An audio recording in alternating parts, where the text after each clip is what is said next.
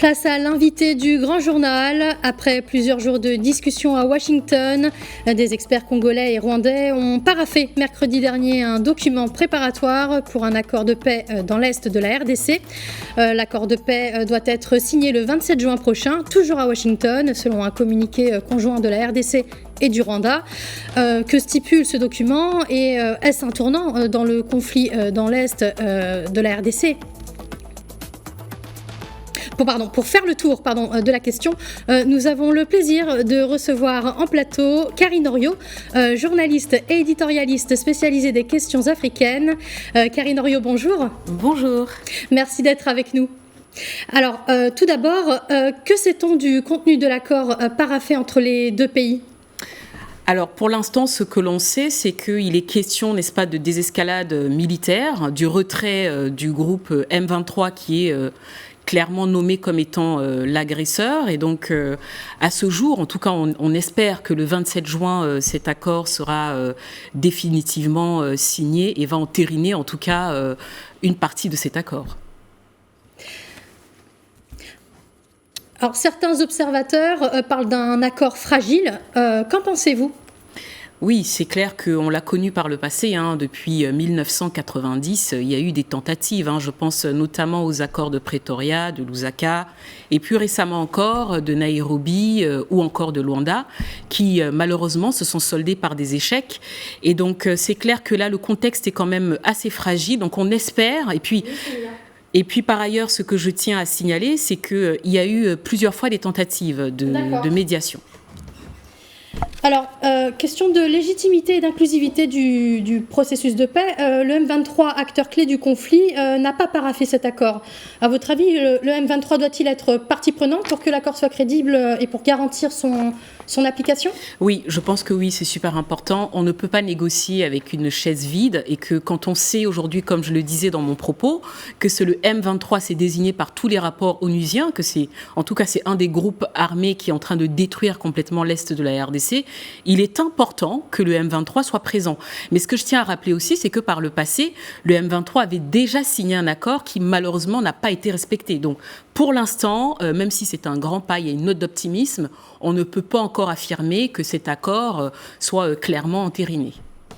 Et si l'accord est effectivement signé le 27 juin prochain, est-ce qu'on peut parler de tournant historique pour la région ? Non, c'est prématuré de parler d'un tournant historique. Comme je le disais, il y a déjà eu des tentatives.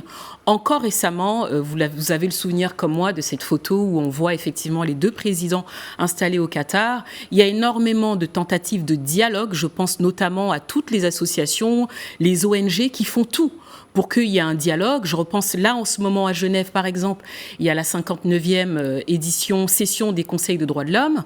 Il y a une ONG qui s'appelle la Rencontre pour la défense des droits de l'homme, qui fait tout justement, qui fait asseoir toutes les parties et si vous voulez, tous les pays qui peuvent participer à ce dialogue.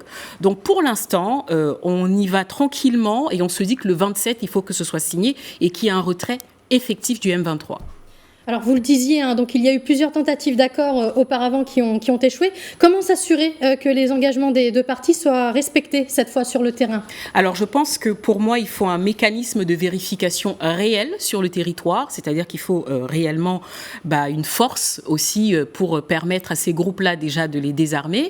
C'est la première chose. Ensuite, il faut continuer à exercer des pressions diplomatiques et enfin veiller à ce qu'il y ait de vraies sanctions pour que, effectivement, en tout cas, ces groupes-là, le gel des avoirs, l'interdiction de la vente. Enfin, il faut vraiment utiliser des moyens qui soient les moyens les plus durs aujourd'hui pour qu'on respecte cet accord. Et alors, pourquoi la signature est prévue à Washington et en présence du chef de la diplomatie américaine, Marco Rubio ? Quel est le rôle des États-Unis dans cet accord ? Alors, je pense que déjà, il faut savoir que la Chine gagne du terrain sur le continent africain et que Washington avait besoin, en tout cas, de nouveau d'affirmer sa puissance et son influence avec tout ce qui s'y passe. Et que, par ailleurs, c'est très, très bien si aujourd'hui, la diplomatie américaine réussit à faire que ces deux acteurs s'installent et qu'on ait clairement la paix qui s'installe en RDC. Donc, c'est super important. Et puis, par ailleurs, il y a un point qu'il faut quand même soulever, c'est aussi pour des raisons économiques. Il faut savoir que la RDC, qui détient 70% du cobalt, donc tous nos ordinateurs, tous nos smartphones, sont fabriqués à partir de ce minerai. Donc c'est important aussi pour les États-Unis qui souhaitent exporter, qu'il y ait en tout cas la paix pour qu'elle continue, elle, de son côté, à exploiter tranquillement cette richesse. Et alors, quel impact cet accord pourrait-il avoir sur la stabilité de la région des Grands Lacs ?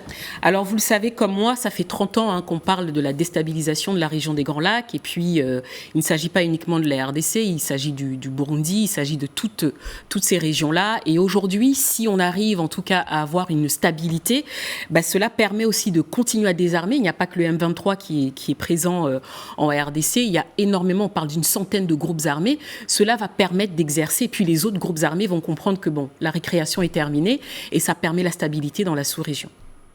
Et alors, pour terminer, nous célébrons aujourd'hui la journée mondiale des réfugiés. Donc, environ 37% des personnes déplacées de force se trouvent en Afrique, soit 45 millions de personnes. Un mot sur les réfugiés déplacés de force par les conflits dans notre continent ? Ce que j'ai envie de dire, c'est que derrière tous ces chiffres se cachent des visages de femmes, d'enfants, d'hommes aussi, et que au-delà de ça, ce sont des vies humaines qui sont menacées, qui perdent tout, et que tout doit être fait pour que la paix, en tout cas, revienne. Je pense à la RDC, mais je pense aussi au Soudan. Très bien, je vous remercie beaucoup, Madame Karine Henriot, spécialiste et éditorialiste. Merci à vous d'avoir pris le temps de répondre à nos questions. Merci beaucoup.